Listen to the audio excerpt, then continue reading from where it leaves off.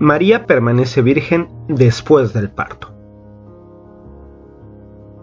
Para poder comprender las razones por las cuales creemos que María permanece virgen después del parto, posicionémonos en el anuncio del ángel Gabriel, en especial en el momento en que María le pregunta sobre cómo ella podría concebir. María dijo al ángel: ¿Cómo puede ser eso si yo no tengo relaciones con ningún hombre? Lucas 1:34. Esta pregunta no habría tenido ningún sentido si ella estaba decidida a tener trato sexual con su esposo José, pues consideraría su embarazo una consecuencia natural de su matrimonio. En algunos pasajes de la Biblia, como el de Sara y Abraham, hay anuncios similares, pero en estos casos no hay ningún cuestionamiento parecido. Por esa razón, muchos padres de la Iglesia y teólogos ven en esta pregunta la firme intención de María de permanecer virgen, ya que la pregunta está en presente: no tengo relaciones con ningún hombre. Vamos a profundizar un poco en esto. Cualquier persona, cuando expresa un enunciado en presente, indica que realiza esta actividad sin intención de modificarla en el futuro. Por ejemplo, una persona afirma: yo como. Eso indica que aunque en ese preciso instante no lo esté haciendo, eventualmente comerá, y esa misma actividad planea repetirla en el futuro. Ahora imaginemos otra situación. A una persona se le ofrece un cigarro para fumar.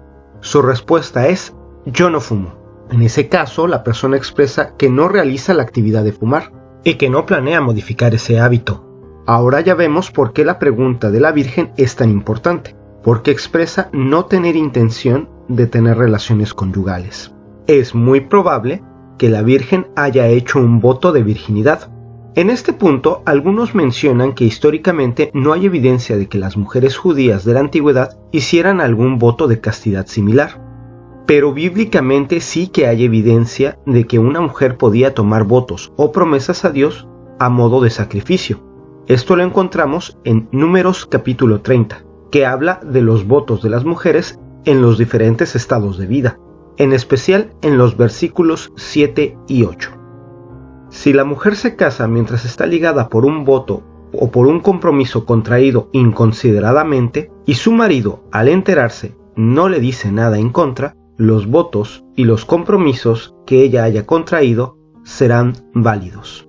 Aunque la traducción en español no da mucha pista del tipo de voto a que se refiere, cuando lo leemos en inglés sí nos da una expresión más exacta del tipo de compromiso, ya que en inglés usa la expresión deny herself o afflict herself, que si la traducimos al español sería negarse a sí mismo, que es una expresión que tendría el propósito de ayunar, incluyendo también la abstinencia sexual. Por lo tanto, un voto de castidad como el que hizo la Virgen podía ser algo inusual, pero que perfectamente estaba contemplado dentro de la ley judía. Ahora bien, si hay un texto bíblico que nos da luz de que María permaneció virgen después del parto, es Mateo 1:25, pero no la conoció hasta que dio a luz a su hijo primogénito, y le puso por nombre Jesús. En este texto indica que José no tuvo relaciones conyugales con María, inclusive cuando ella ya había dado a luz a su hijo Jesús. ¿Pero acaso la palabra hasta indicaría que luego de que dio a luz conoció a María? La respuesta es no, ya que la palabra hasta que se utiliza en griego, eos, no indica una acción hecha después de concluida una actividad. Veamos unos ejemplos del mismo Evangelio de San Mateo. Dijo el Señor a mi Señor: siéntate a mi derecha hasta que ponga a tus enemigos debajo de tus pies. Mateo 22:44.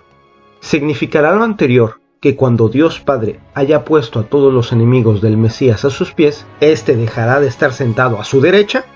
La respuesta obviamente es no. Jesucristo reinará por siempre, aunque estén derrotados todos sus enemigos. Otro ejemplo, Jesús les dijo: y yo estaré siempre con ustedes, hasta el fin del mundo. Mateo 28:20.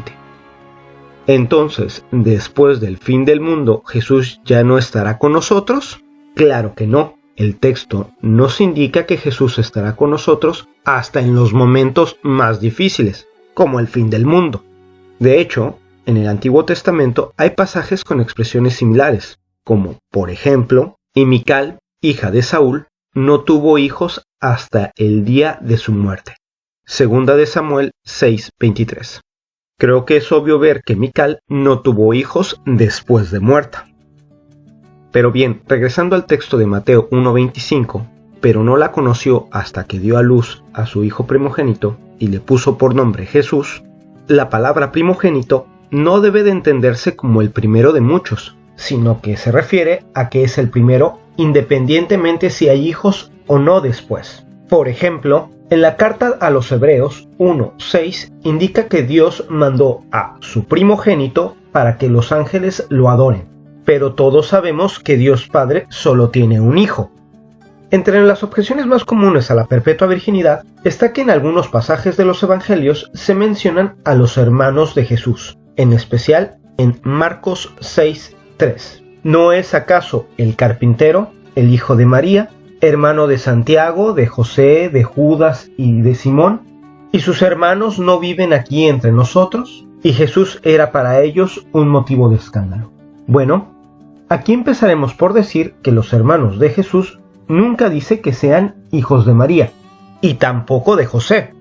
En hebreo, la palabra que se utiliza para denominar a un hermano es aj, aunque su significado no solo se utiliza solo para hermano, sino más bien sería pariente.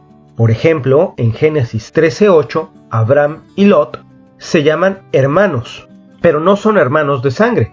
Abraham es tío de Lot y Lot es sobrino de Abraham. Otro ejemplo lo podemos ver en Primera de Crónicas 15:6. Asasías, según este texto, tendría 220 hermanos. Claramente se refiere a que son 220 parientes. Pero la objeción sería que los evangelios no están escritos en hebreo, sino en griego. Y en griego sí hay distinción semántica, como por ejemplo, hermano, adelphos, o primo, anepsios. Bueno, pero si recuerdan en el primer video, hablamos de que en el siglo III a.C., las escrituras se tradujeron del hebreo al griego, en lo que se conoce como la Septuaginta. Encontramos que en esa traducción los sabios hebreos tradujeron el término aj en hebreo al de adelphos en griego. Por eso los evangelistas, respetando la tradición que estaba en la Septuaginta, utilizaron el término adelphos o hermanos, refiriéndose a un tipo de pariente cercano. Otro momento en el que podemos constatar de que María no tuvo otros hijos es precisamente en la crucifixión. En el Evangelio de San Juan dice: al ver a la madre y cerca de ella al discípulo a quien él amaba, Jesús le dijo: mujer, aquí tienes a tu hijo. Luego dijo al discípulo: aquí tienes a tu madre. Y desde aquel momento el discípulo la recibió en su casa. Jesús sabe muy bien que en breves momentos morirá, y como buen hijo piensa en el porvenir de su madre. Es por esto que le pide al discípulo amado que se haga cargo de ella y que la cuide mientras María viva. Si Jesús tuviera otros hermanos, hijos de su madre, no habría sido necesario que Juan se quedara al cuidado de ella. Desde aquel día, Juan Apóstol recibió en su casa a la madre del amado Maestro, se encargó de su sustento diario y cuidó de ella hasta el último día de su vida en esta tierra.